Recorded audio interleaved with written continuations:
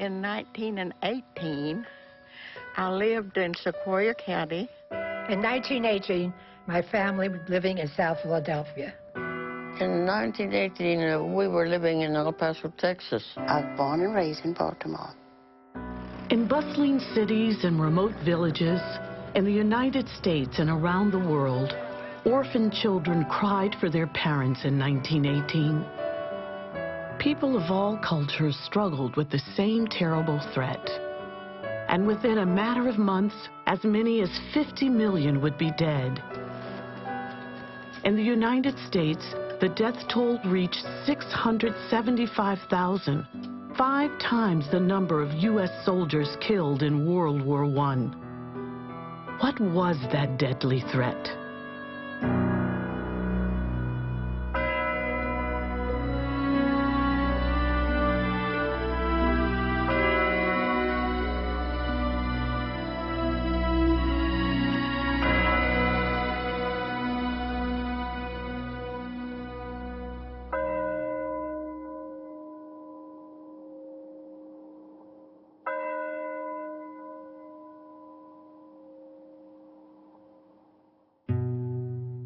There was many, many people that died.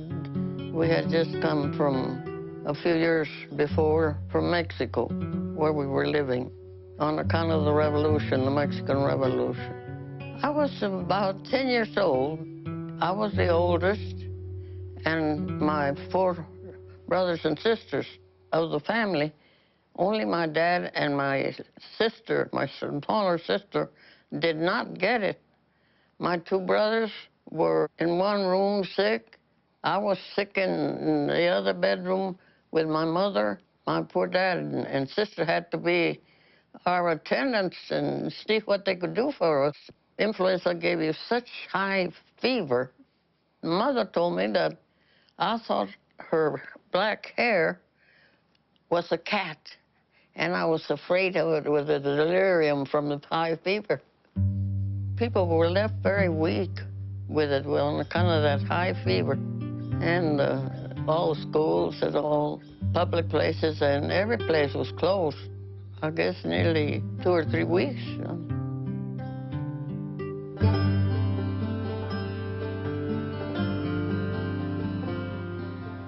I was 8 years old.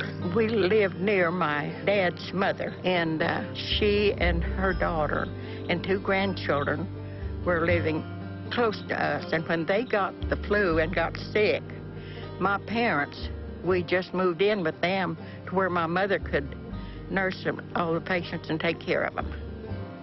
At that time, my mother was 25 years old, and she had 3 children.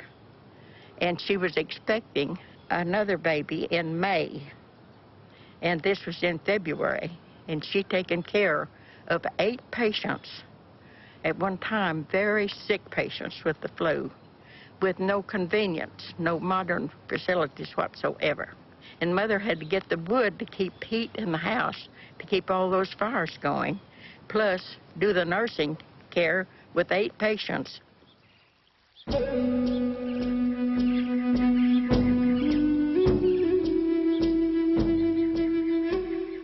My father's name is Tellus for Reina, but he always went by Tellus Good Morning. Good Morning was his Indian name. At that time, he was working in Tennessee for a DuPont company. Every time anybody was sick, he would always bring up the story about how he got sick while he was in Tennessee and how a lot of people from the village that had gone were brought back sick.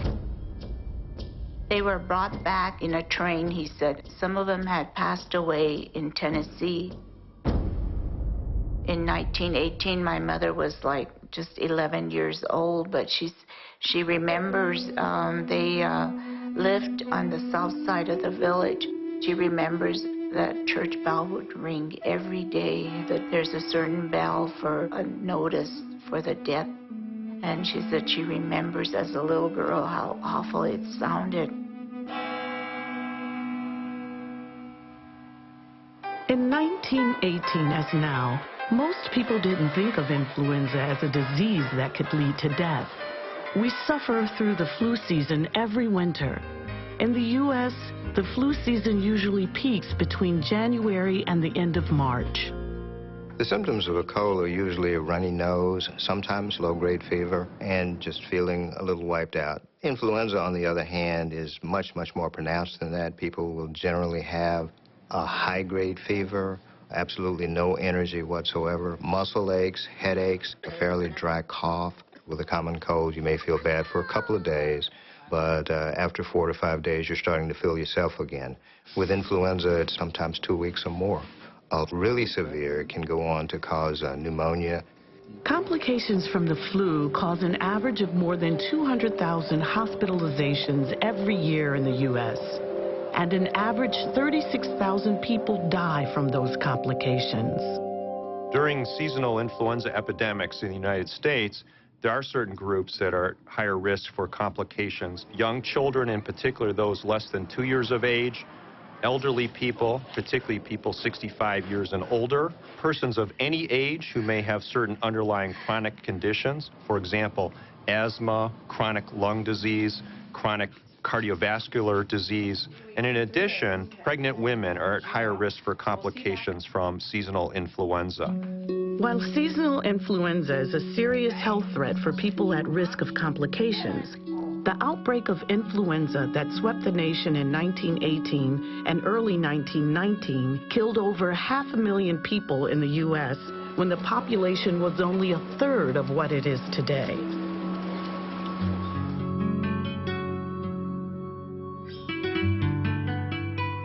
I was 4 years old at that time. I was living at the Trujillo Ranch in Members, Haywood, New Mexico. My mother was the midwife, and she tended to the people, delivery of babies and all that kind of thing. She used to take me with her to go and visit the new mothers, and I loved to go see the new babies. And I cried because at that time she didn't want to take me with her because she was tending to the sick and the dying. But the miracle about it is that she didn't get it. And according to her, none of us at home got it either. She would tell me about how people would die, sometimes two in the same bed, and they had no funeral services or anything like that. They would just carry them off to bury them. It was very hard for them to keep up burying the dead because they were dying so fast. One thing that stayed in my mind, because I used to hear it even later, was the pounding of the nailing of boards together, making, I call them boxes, coffins for the people. Whether people called it influenza, the grip, or the Spanish flu, it was clear this was not the flu that comes every winter. Today we know that influenza is caused by a virus, the influenza virus. We know that the virus spreads from one person to another through droplets when people cough and sneeze, or through contact with the virus on someone's hand or a contaminated surface. In 1918, no one knew what caused it, where it started, or how to stop it. They were scared because it happened so rapidly, and they didn't know what was going on, what was happening, why. There were few communities in the U.S. so small or isolated that they were sheltered from the waves of deadly disease that swept around the world. The influenza of 1918 even touched remote Inuit villages in Alaska, sometimes killing every man, woman, and child, or killing the adults and leaving the children with no one to care for them. The 1918 influenza struck some native peoples in the Southwest very hard, too.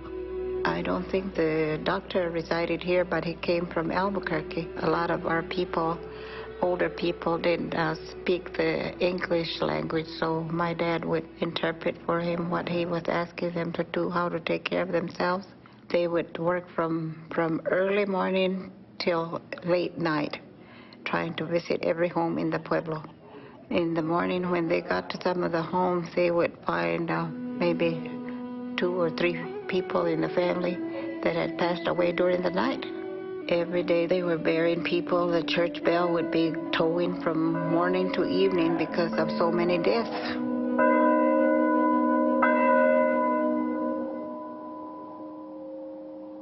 The Bureau of Indian Affairs sent Dr. D.A. Richardson to investigate the situation in the pueblos near Albuquerque, New Mexico. He wrote, "The strength of the pueblos was not taken with the aged or markedly with the infants, but from the young adult life of the tribe." And this was true around the world. With the influenza that hits us every fall and winter, most healthy adults are sick for a week or two and recover. When people die of the flu, it's almost always the very young and the very old. But the influenza of 1918 was not only much more lethal than seasonal flu, the death rate was very high among young adults. Strong young men and women working to support and care for their families. My parents came to this country from Romania, Bessarabia. In 1918, my family was living in South Philadelphia. I think it was a neighborhood mostly of immigrants. It was a hard life. It was a rough life. My mother and father and my two sisters all had the flu. It was a very sad period. There was like a sadness over the city. When you looked out, you saw hardly anybody walking around. People stayed in their houses because they were afraid. And they said that it seems that if it killed you, it did it fast. Because I remember them telling me that a young neighbor, they saw him coming home. They watched from the window, he coming from work. And the next afternoon, they saw him carried out. He died. Of all the cities in the U.S., Philadelphia had one of the highest rates of sickness and death and the most disruption. The city resisted putting measures in place that might have limited the spread of the flu. Measures such as prohibiting public gatherings where the flu could spread easily. The city allowed a large parade to take place to raise money for the troops fighting World War I. Although the marchers and crowd wore gauze masks, many people caught the flu from those who were already infected. Baltimore fared almost as badly as Philadelphia. Soldiers at Camp Meade, south of the city, became sick in mid-September, and by early October, there were 2,000 cases in Baltimore. Officials hesitated to close schools and other meeting places, which would have reduced contact between the sick and the well. Hospitals and funeral homes were overwhelmed, and the workers who kept the city and its businesses running were too sick to get out of bed. Bethlehem Steel went around and got all these men from down south to operate the mills, and there were just thousands of men coming off from the mills. My father worked for the Bethlehem Steel Company's bakery. The only black baker they ever had was my father, Henry Lindsay. The people were very kind to one another, and there was a place where everybody looked after one another. In the barracks, nobody lived in there but the men who worked for the Bethlehem Steel. Some of them that died, and the men who were around them didn't even know they were dead. Come home and there the man dead. Don't know how long he'd been dead. Because they went to work. Could leave him there in the morning, come back, he's dead in the evening. My mother was sick in everything, and they quarantined us. We didn't visit nobody, and nobody visited us except this lady, this Mrs. Kizzy Thornton. She went round helping everybody who was sick. And I declare that lady never got sick or anything. Back in 1918, I was between 10 and 12 years old, I would say. And I got the flu, and it was just my mother and I. We were two of my friends. We went to elementary school together, and both of them were stricken with the flu. And I would go out to then Bayview Hospital to go visit her. And they'd put her out on a porch in the cold winter time, and they had blankets and a hood on her. But she died. Both of them died at a young age. People didn't understand, and there was no vaccine, but your parents did the best they could for you. The influenza of 1918-1919 was a pandemic, an outbreak of disease around the world which caused serious illness and death. Why was the influenza of 1918 so much more deadly than the seasonal flu we experience every winter? What was different about the influenza virus in 1918? The seasonal influenza viruses that cause annual outbreaks, epidemics in the United States during our fall, winter, and early spring, those are influenza viruses that are circulating among people worldwide. And they are evolving, they're changing just a little bit, but they're human viruses. And so some percentage of the U.S. population and the world's population gets infected every year. Some become ill. Some percent recover from a self-limited illness, and all of these people who survive will have some immunity. Other people get vaccinated, and we receive some immunity through that vaccine. So there are two ways to acquire immune protection. One is through natural infection, in which you recover, you survive, then you have immunity. The other is through vaccination.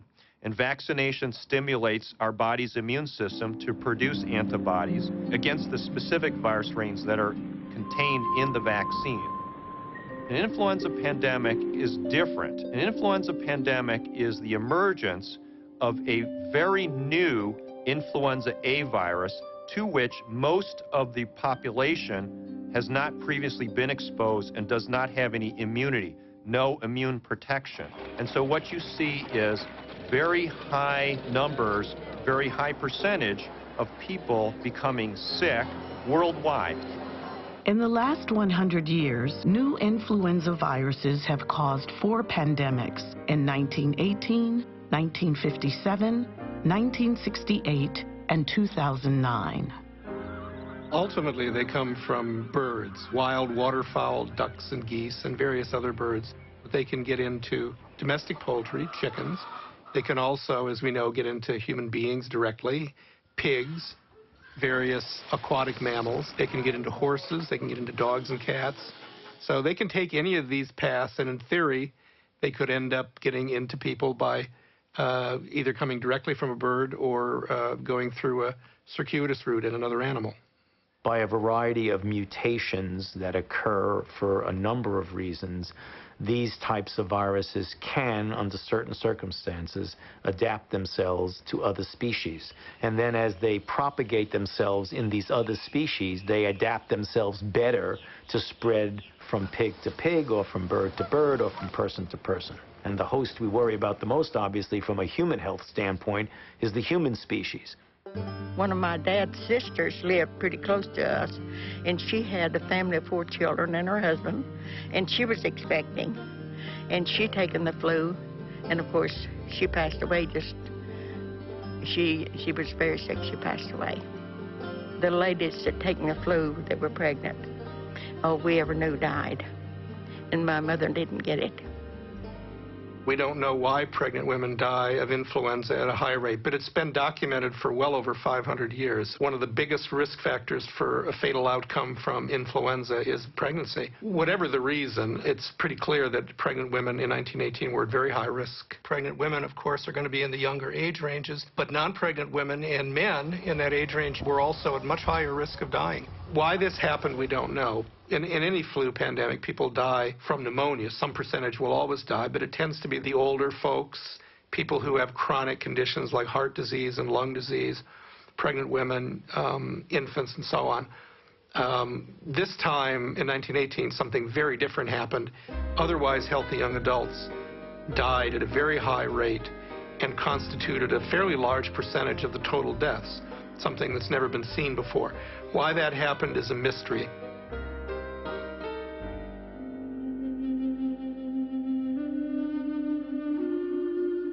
Brevig Mission is northwest of Nome, Alaska on the Bering Sea.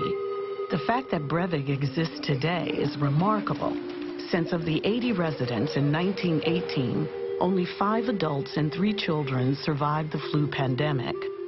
Over 50 years ago, a young man with an interest in viruses found his way to the village. I was a medical student in Sweden, and I decided to travel to the United States and get a master's degree in virology. And then one thing led to the next and to the next, and I decided that go for my PhD. And one day we had a visitor, very prominent virologist, and I remember he's talking about everything that had been done to find out what was it caused the 1918 flu. And then it's like a 15-second comment at the end of his talk.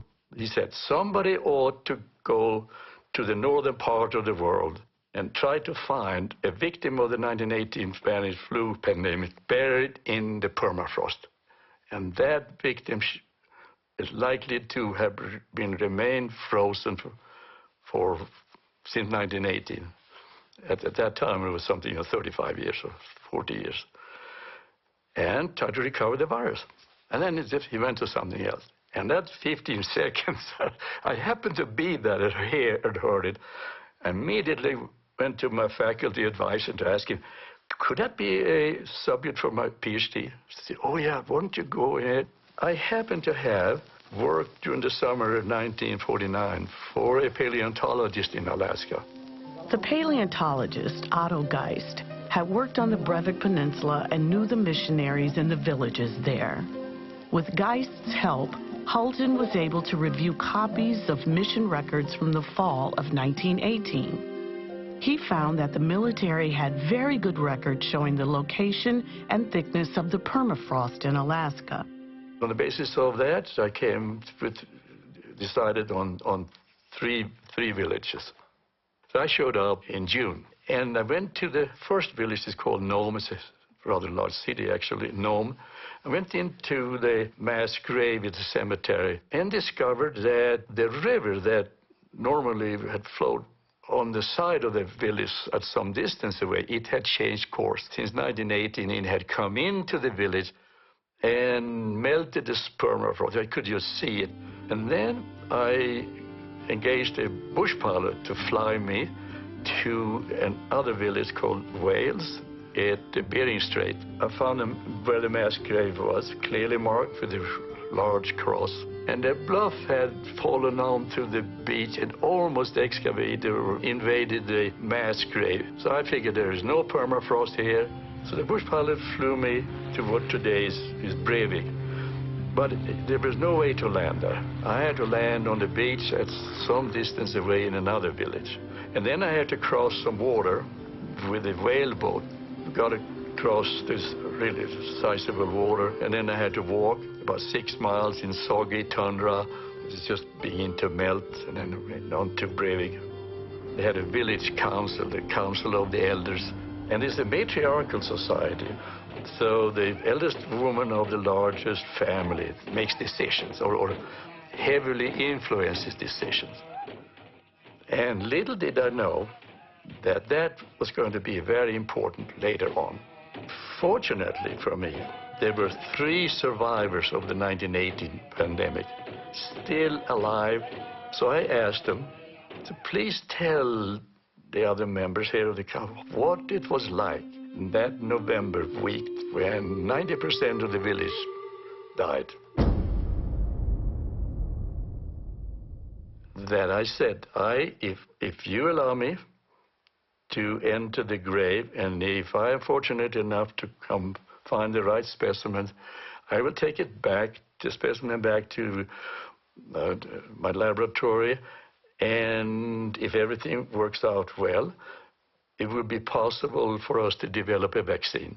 So in the next pandemic coming, threatening you, we will have a vaccine to immunize you, protect you. And they understood what vaccine was because they had been immunized against smallpox. The matriarch, Jenny Olana, was in favor of that. So that influenced the decision. So they allowed me to open the grave. So I went out on the grave site and started to dig, and in about a foot down I came onto permafrost. Very hard now, frozen ground. And I started a fire. Got driftwood from the beach and climbed up on the bluff, and there were the mass grave, and started to melt the permafrost. And on the end of the second day, I came down about 4 feet, and there I found the first victim. Young child, a girl, I estimated 12 years of age. But the condition of her body at 4 feet from the surface was so good that I was confident that down deeper there will even be better preserved and adults and so on. 72 bodies in that grave.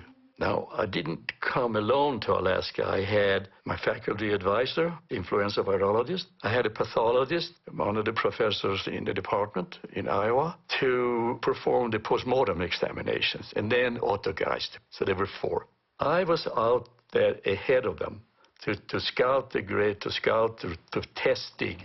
A day later, they came to the same beach where I had landed earlier, and we traveled the same way back to Breivik. Now there were 4 of us digging, so we could do it very rapidly. About 3 days later, we were down 6 feet. And then we found 3 perfectly preserved bodies.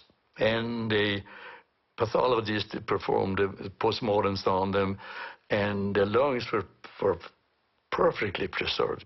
Then we left, thanked the villagers, closed the grave, and I took some pictures, of course, all the time. So eventually got to Iowa with this, and I started to try to grow the virus, trying to find an alive influenza virus.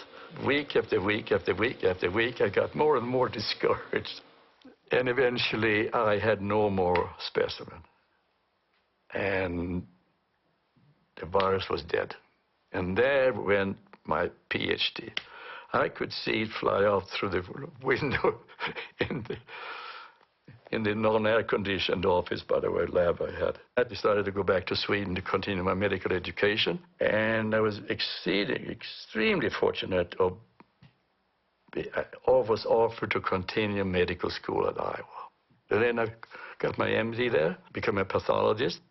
But back in my mind, I had this memory of not getting my PhD and all the effort went into that, and it was just kind of collapsed. Molecular pathology is a specialty of medicine where pathologists use the tools of molecular biology and molecular genetics to make diagnoses and provide insight into patient care decisions. You can make diagnoses of infectious diseases by looking for the genetic material of the infectious organism, the virus or the bacteria, for example. I was in the National Cancer Institute as a pathologist in the 80s, and in 1993, I moved to the Armed Forces Institute of Pathology to set up a new group devoted to molecular pathology, both for clinical molecular pathology as well as research. And one of the things we had to do for both sides of that was to work out ways to recover genetic material from typical biopsy material. The tissue repository at the A5P goes back to the Civil War, so they have a huge collection of millions of tissue samples reflecting all aspects of clinical disease, tumors and infectious disease, including autopsies of soldiers who died of flu in 1918. I wanted to think of a project that would highlight the utility of having such an old tissue archive as well as our new molecular techniques in which we could do analyses. And the way those two things came together in my mind was to go after the 1918 flu. We thought that it might be possible to recover fragments of the genetic material of the virus still preserved in autopsy tissues of people who died in 1918. When we started the project, there were really 2 fundamental questions that we wanted to answer. That is, 1, why was this virus so particularly virulent? Why did it kill so many people, especially young, healthy adults? And secondly, where did this virus come from? We were hoping to learn from what we see in 1918 to apply it to the future, that we could understand how pandemics form and why particular flu viruses cause more disease than others. These tissues were extremely old, and it was not clear that we could actually recover any genetic material at all from these samples. We had to work out techniques and continue to refine the techniques to extract nucleic acids, DNA and RNA, from these samples. We had started this project in 1995, and it took over a year to find a first positive case, to work out our techniques to make sure that we actually could find influenza. Once we had found a first positive case and we started to generate sequence and compare it to known influenza viruses, we were convinced that we had really found the 1918 virus. But we were really concerned that there would be inadequate amounts of material available to us to sequence the whole virus from that material.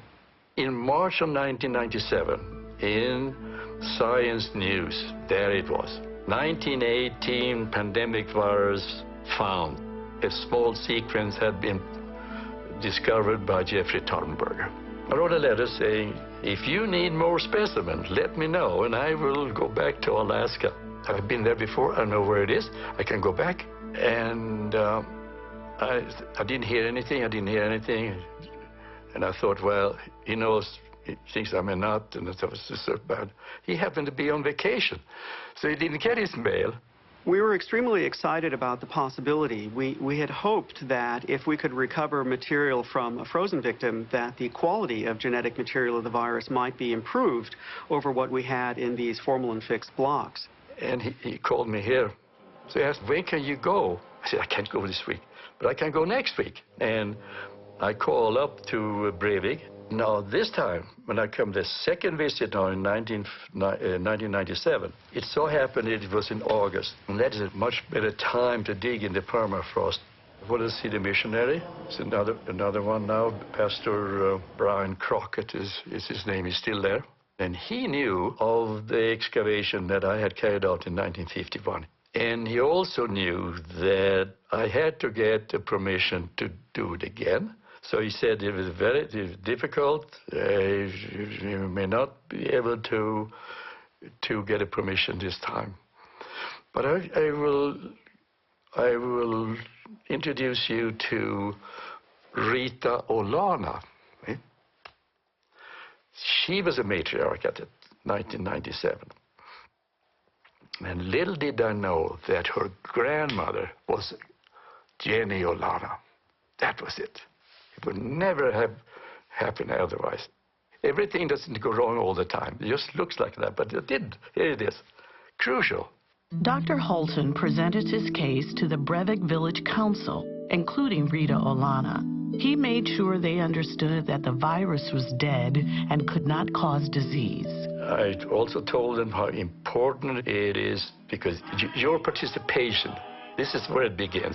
And you're part of the team now, the villages of Breivik, and I'm the specimen collector, and then Dr. Tarnberger in the Armed Forces Institute of Pathology. These are the three, but it begins with you.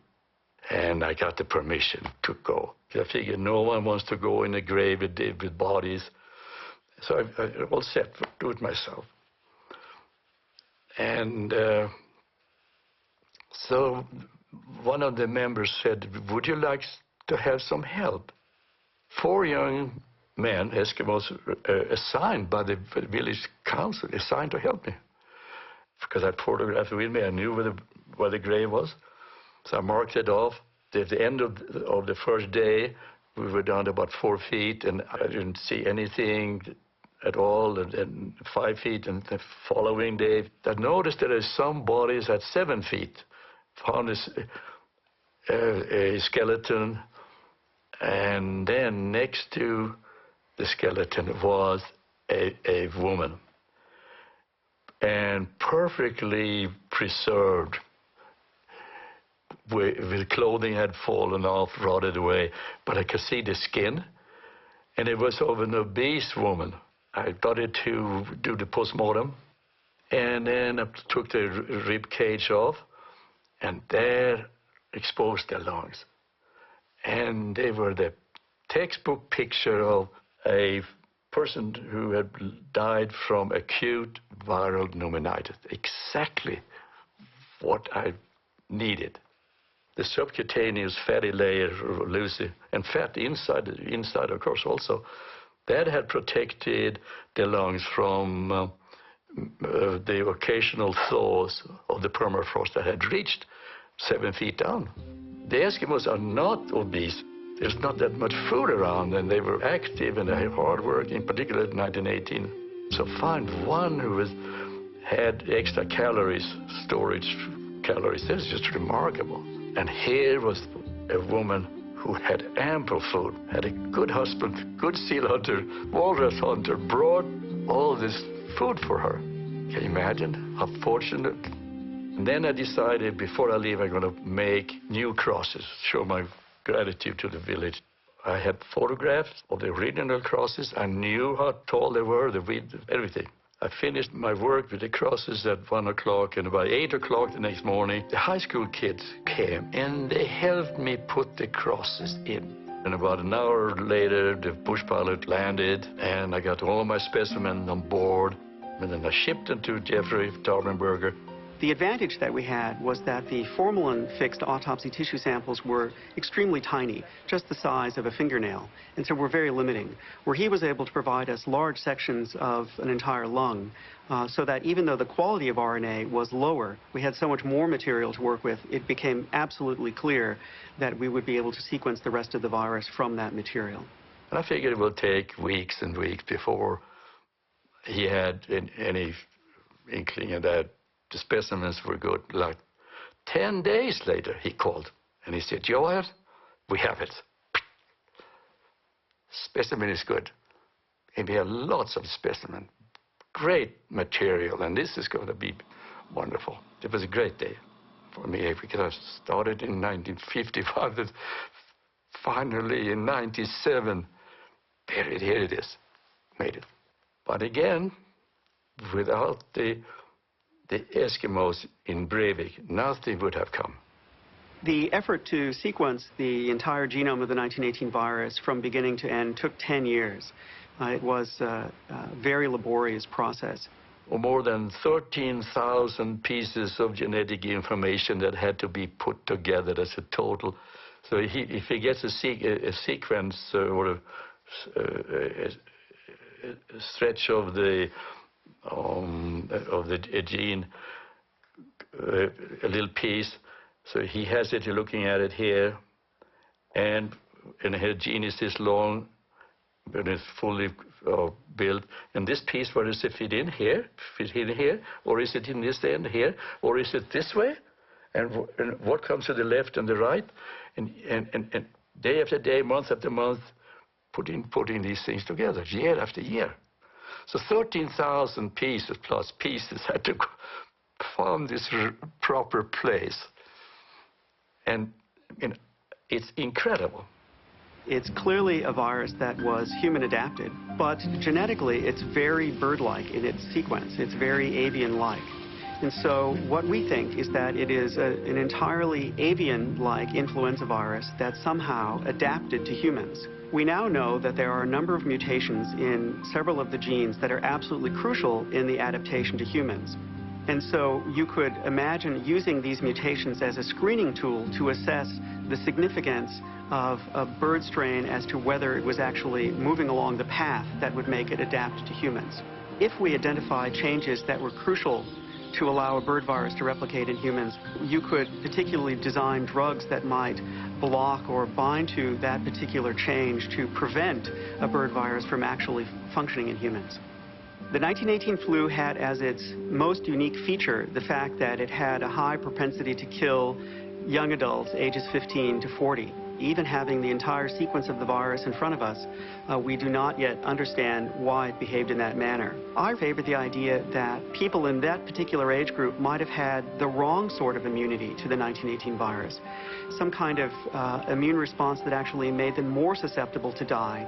In people older than about age 45 or 50 in 1918, there might have been pre-existing immunity to viruses similar to the 1918 virus.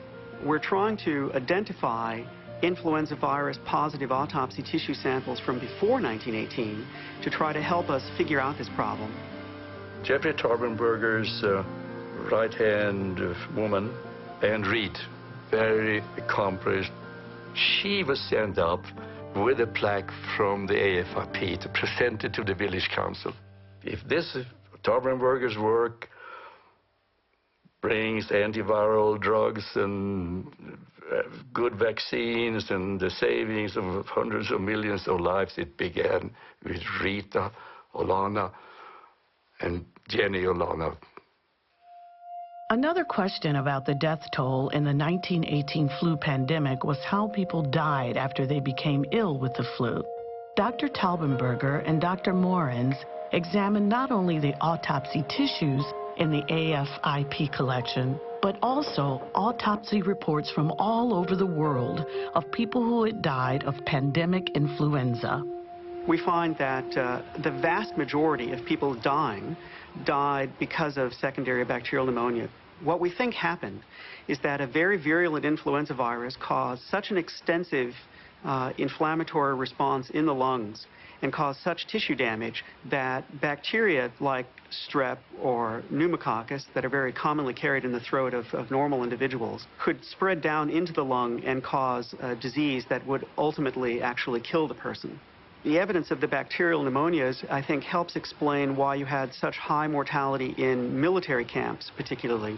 While this is very important in trying to understand what happened in 1918, it also has significant implications for pandemic planning in the future. We've really seen an explosion in information about influenza in the last 10 or so years because primarily, I think, of sequencing of the 1918 virus, but also the unusual events associated with the H5N1 virus, the bird flu virus. We've been watching this particular avian influenza virus for over 10 years now. These viruses are highly transmissible from bird to bird, and they can destroy a flock of birds. But the most important thing from the public health perspective is that humans who have very close contact with the infected birds occasionally can become infected by this virus. Over 60% of those who have become infected have died. Many more people have been exposed to the virus than have become infected.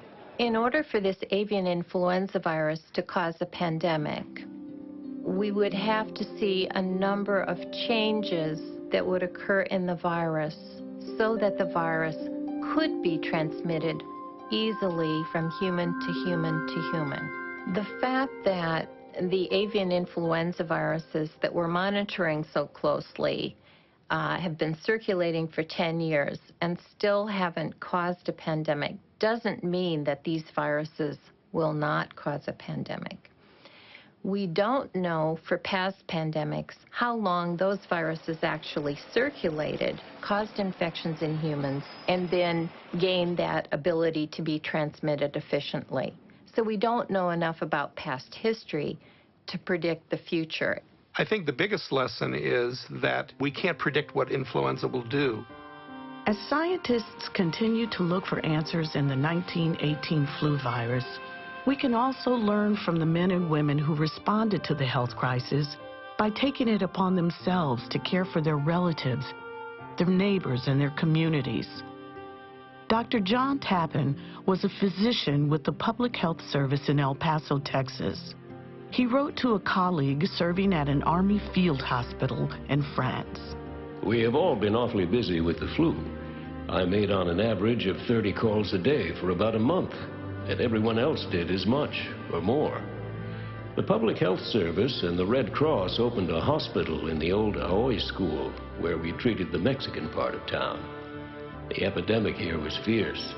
We had about 10,000 cases in El Paso, and the Mexicans died like sheep. Whole families were exterminated. The white population fared almost as badly. I was 3 days behind in my calls. The other doctors all had the same experience, of course. When the people living in other parts of El Paso learned of the many deaths in the southern part of the city near the border with Juarez, many volunteered to use their cars as ambulances, picking up the sick and delivering them to hospitals in other parts of town. When the Hoy School in the Chihuahuita neighborhood was turned into a hospital for flu patients, El Pasoans from all over the city volunteered as nurses, drivers, and clerks. So you see, we have been serving our country right here at home. That epidemic helped the community to get together because everybody helped that could, gave their houses or their help or whatever the people needed that needed it, you know. So that helped the community, both Juarez and here. There was a shortage of doctors and nurses during the 1918 influenza pandemic because so many of the physicians and nurses were serving in the war effort. So you had a mixture of both trained medical personnel and those with some training, and those who basically were very civically minded individuals who wanted to participate in tending to the ill. The women who volunteered during the 1918 influenza pandemic were literally putting their lives on the line. They were stepping into a deadly pandemic because they believed that it was their calling and they wanted to do what they believed was their duty. I would say that the activities of volunteers, and particularly women volunteers who rose to the challenge, was absolutely crucial. This is a story of unsung heroes, of forgotten people who really rose to the gravity of the moment. In villages in Alaska, for example, the whole village would become sick at once. There'd be nobody to provide food, nobody to provide shelter. These things can make a difference. And even in wealthy nations like the United States, the conclusion at the end of 1918 and 1919 was that the single most important thing that could save your life from flu was good nursing care. Not medicines, not doctors, not hospitals, but good nursing care. When you first read those things, you're likely to say, oh, that can't be true. What could they do in those days? You know, what's chicken soup going to do? What's a blanket going to do? I believe the data. They're strong, and some of the best and smartest physicians, nurses, and other observers said it again and again, good nursing care. Even though no one knew what caused influenza in 1918, some communities took steps to prevent the spread of the disease. In our group at the Center for the History of Medicine, we have been looking at 43 American cities during that pandemic to see exactly what they did to stave off the epidemic, or what they didn't do for that matter, what worked, what didn't work, and what were their records. And what we find is that those that acted very early with a suite of classical public health interventions, things like quarantine, closure of schools, banning public gatherings, if they acted very early before the epidemic had a chance to spread to a lot of people, kept these measures on for a long time, and used more than one of these measures at the same time, those cities had a much better record in terms of cases and deaths than those cities that did not. I think there's a mountain of stuff that we're learning from the 1918 pandemic that applies to people today or in the near and distant future. We have learned from the experiences of the 1918-1919 pandemic, but that's only one of the factors that makes us better prepared to deal with influenza pandemics than the world was in 1918. There are extraordinary advantages. Some of them are pretty simple, like experience of what seemed to work in some cities, like social distancing and avoiding crowded places, things that were not necessarily fully appreciated. Some cities did it and did well. But most importantly, we have biomedical and healthcare and technical advances that we didn't have. We have vaccines. We didn't have vaccines then for flu. We didn't even know what the microbe was. When they were dealing with it, many people thought it was some strange form of a bacteria and not necessarily a virus. Number two, we have antiviral drugs, for example, Tamiflu and Influenza and others. We didn't have it then. We have antibiotics to treat the secondary complications, the bacterial complications of influenza. We have much better technologies to treat acutely and seriously ill individuals, like efficient, good respirators, intensive care units, people who have expertise in medicine, that's acute care medicine. All of these things we did not have back then. We have them now. Our parents and grandparents had little warning or chance to prepare.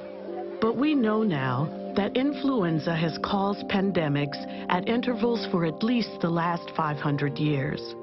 Public health officials have been preparing for the next flu pandemic, knowing that it could be a mild pandemic, as in 1968, or a severe, as in 1918. The world is watching a new pandemic flu virus, the novel H1N1 flu virus, which emerged in the spring of 2009. We know that the new 2009 H1N1 virus is in almost every country of the world already. Fortunately, so far, the 2009 H1N1 virus doesn't appear to have that level of severity that the 1918 one had. The 2009 H1N1 virus is affecting people differently than seasonal flu strains. The illness is most common in young people, children and young adults, but we're also seeing hospitalizations and deaths, in particular in people who have conditions that increase their risk of complications. Pregnant women have really been heavily hit by this virus. In the United States, and reports around the world suggest that Native populations may have a higher risk of severe illness caused by the 2009 H1N1 strain. We want to be ready, and we want to make sure that these populations are served and that they have good access to health care and to the vaccination. Everyone has the experience throughout the world that the best way to contain influenza is by getting a very efficient and safe vaccine. Vaccines, given the current technology, and even in more modern technology, you don't make a vaccine overnight. You have to first find out what the virus is you're dealing with, and then you go through a multi-step process in order to get enough vaccine to protect the population. That multi-step process generally takes several months, usually along the line of 6 or more months. Vaccination is a really important part of our response to the 2009 H1N1 virus, but it's important to say it's not the only part of it. We have a whole series of mitigation efforts and a whole series of communication efforts. Public health officials are fighting the spread of influenza with the health hygiene we learned as children. Stay home when you're sick. Wash your hands frequently with warm water and soap for 20 seconds. Practice cough and sneeze etiquette and avoid touching your eyes, nose, or mouth. At the start of a pandemic, that's the most efficient tool we'll have, in addition to, obviously, social distancing, like staying home when you're sick and so on. But, you know, we're a community that hugs, that shakes, that have elevators that you need to ride on to go to different parts of a building. We go grocery shopping and we need to push our carts.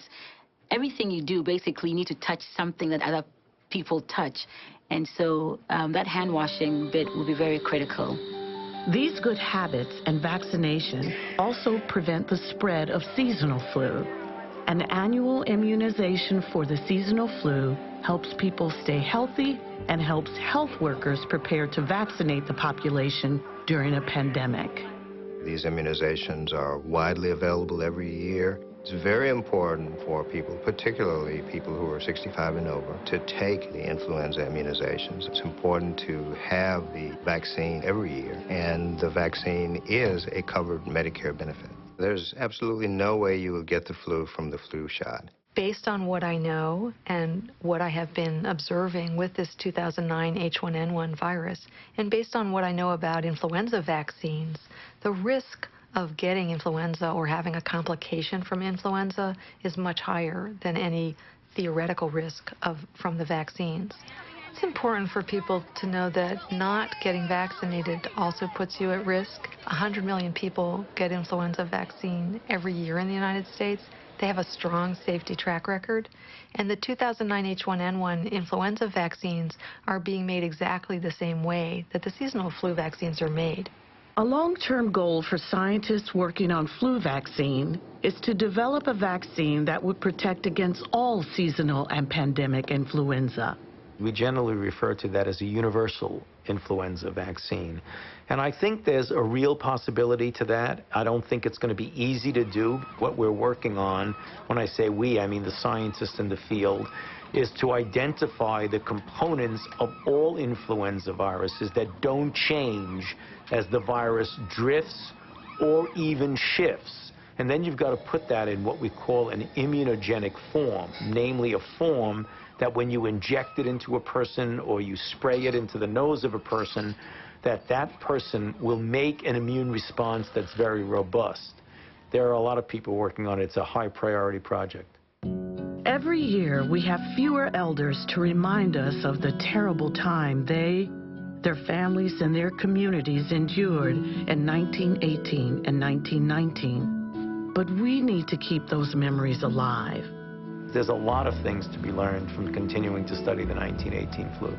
I think the important lesson is that pandemics can be very serious, but also pandemics can be widespread but not that serious. There's a gradation of severity of pandemics. You always must prepare for the worst case scenario. Even though you might have a mild pandemic, like occurred in 1968, or an intermediate pandemic that occurred in 1957.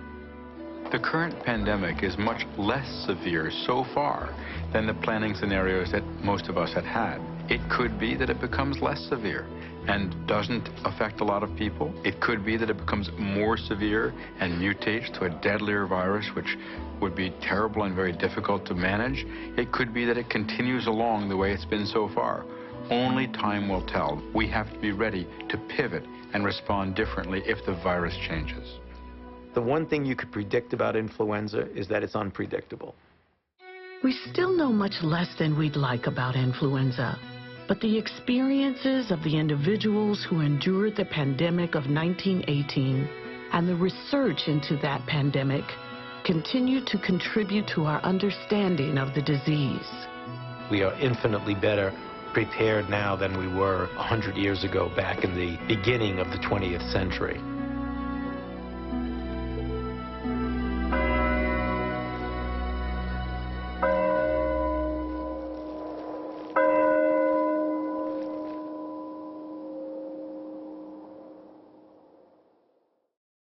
For more information about pandemic influenza, visit www.flu.gov and www.medicare.gov.